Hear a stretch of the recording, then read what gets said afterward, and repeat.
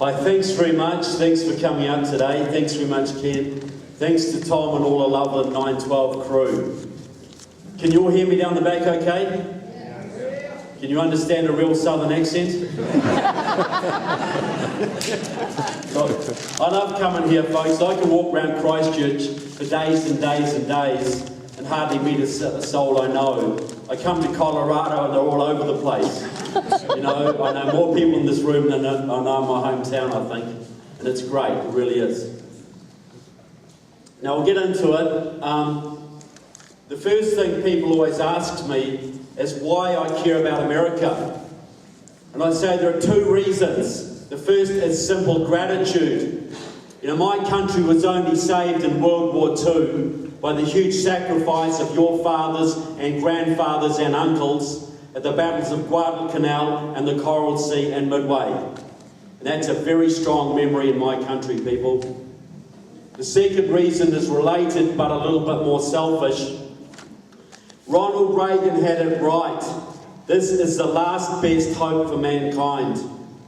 If freedom fails in the United States, if you lose your constitution and your liberty and your economy and your military superiority, the bad guys of this planet, I'm talking Putin, the Chinese, you know, Nicaraguans, Cubans, North Koreans, and their Islamic allies, they will carve up this planet amongst themselves. You see this playing out in Ukraine right now. I get emails all the time from people who say to me, look, if things turn bad in America, can I come and live in New Zealand? I say, look, come down, you'll love the country, it's a beautiful place, but it's not a refuge. Just 1,500 miles to the north of New Zealand, the Chinese are training the Fijian military. They're building big hydroelectric dams on the islands. Tonga is almost now a Chinese client state. The same is happening right through the South Pacific. Last year, the Australian Minister of Defence, now Australia is a little country off our west coast if you didn't know, okay? Little island. The Australian Minister of Defence was up in China for talks, and a top Chinese general publicly embarrassed him. He said, Australia needs a godfather. Do you have an American godfather or a Chinese godfather?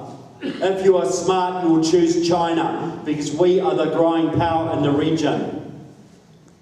Now, he wouldn't have been arrogant enough to say that under Bush, even under Clinton, certainly not under Reagan, but he's arrogant enough to say it now because he sees the leadership coming out of your White House. And all around this planet, your allies, from Israel to Germany to Britain to Canada, South Korea, Japan, Taiwan, Australia, they're all freaking out, folks, because they see that your president loves the bad guys more than he loves them. They see how your president abandoned Poland and Czechoslovakia, took away their missile shield, protecting them from the Russians. They saw him abandon Georgia to the Russians.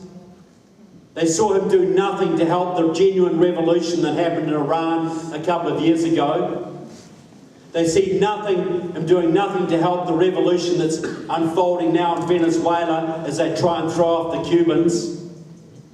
They see him doing very little to help the Ukrainians right now who are trying to throw off the Russian yoke. What's John Kerry going to do, folks? Threat to take away their ketchup supplies. Right. They see what he's doing to Israel every single day, folks. Israel has no friends left in the entire Middle East because of the meddling of your president. Their back is to the wall now, and they may be forced to take desperate measures to defend themselves, and those measures could put us into World War III. Japan, which was never supposed to rearm after World War II, is now rearming. And that worries us in Australia and New Zealand, but we can't blame them because we know they cannot trust Obama to protect them from North Korea and China. So you've got a president, folks, who cries peace all the time. He's got a Nobel Peace Prize in his trophy cabinet, yet he's leading the world into war, folks, because he has abandoned Reagan's doctrine of strength, peace through strength. And if you lose your strength, folks, you lose your peace. That's sure as night and day. Sure as night and day. So every American, every Canadian, every Briton, every German has got a very strong vested interest in your country staying strong and staying free and staying wealthy. Because without you people, if you go down, the entire Western world follows. Every single free country will be gone, people. Every single one. Now, I've got a couple of books on the market. I've only got one, the new one here right now, but my first book was Obama and the Enemies Within. Now, that was all about Obama's ties to pro-Soviet Marxists, communists and socialists.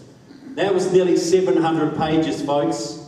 And I'll tell you what, I got bloody sick of lugging that around the country, I can tell you. And I vowed and declared that my next book would be smaller. And this one is The Enemies Within, Communists, Socialists and Progressives in the US Congress. And guess what? It's bigger. Because those bloody commies just kept on coming, folks. The deeper I dug, the more I found. The book profiles 51 members of your House and 14 of your senators. And you don't write a book with a title like that, you say, if you can't back up your case. 5 years of research, 700 pages, 80 pages of footnotes on your representatives, the people you see every day on your TV, who swear an oath to defend your constitution and spit on it every single day in office. Now, the book is really about the two big secrets of modern communism. The first secret, I think they borrowed from the devil, because we all know that the cleverest thing the devil ever did was to convince people he doesn't exist. What have the communists done in the last 20 years, folks? They don't exist, right? And if they do, they're no longer a threat, right? Wrong, sorry people. The other secret of communism directly contradicts the first. This has never been written out about hardly in the hundreds of books on the subject. The big secret of modern communism is the ability of a tiny Marxist-Leninist party to influence and even control the legislative process in their country. So what I'm saying is, less than 20,000 card-carrying communists in this country are basically writing the laws that control more than 300 million Americans. Pretty far-fetched, isn't it? Very small tail wagging a very big dog, isn't it? When these people stand for public office under their own name, which they do occasionally, they get sort of 67 votes or 123 votes or something, and people laugh at them. How could they possibly be any threat to us? But is it just the number of votes you can get? Is that the only thing that determines your level of political influence? How many votes did Al Capone ever get in Chicago, people? How many votes did the mob ever get in Vegas? Therefore, they couldn't run those towns, is that right? No. Bribery, corruption, intimidation, thuggery, blackmail, indoctrination. There's a whole bunch of ways that small organised groups can control much larger groups from behind the scenes. And that's what Leninism is, folks. Leninism is the science of small groups taking over large groups and holding that power.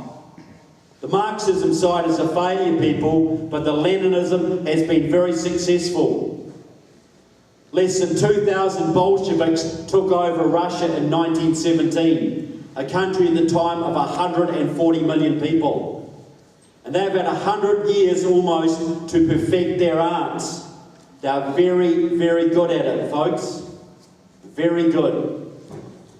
Now, the mechanism they use, particularly in this country and most Western countries, is control of the labour unions. Now, you were very lucky in America for a long time because your AFL-CIO was controlled by hardcore anti-communists like Lane Kirkland and George Meany. They kept the Reds out of the unions. But in 1995, there was a coup. One of the most significant political events in your country's history, and I bet you've never heard of it. Because that was the year that Democratic Socialists of America, your largest Marxist group, 7,000 members, that was the year they took over the AFL-CIO. They got rid of Lane Kirkland and put their man John Sweeney in as president. Now their protege Richard Trumka is running things for them.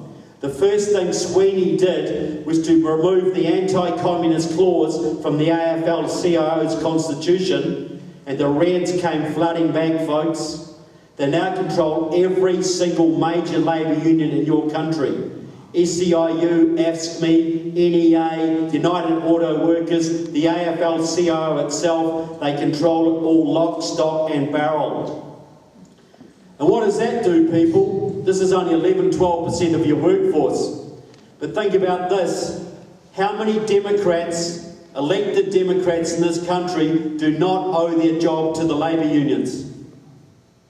Hardly any, people. They need the unions for money, for manpower, for get out the vote and for vote fraud. And if you owe your job to the unions, people, and the unions tell you to do something, what do?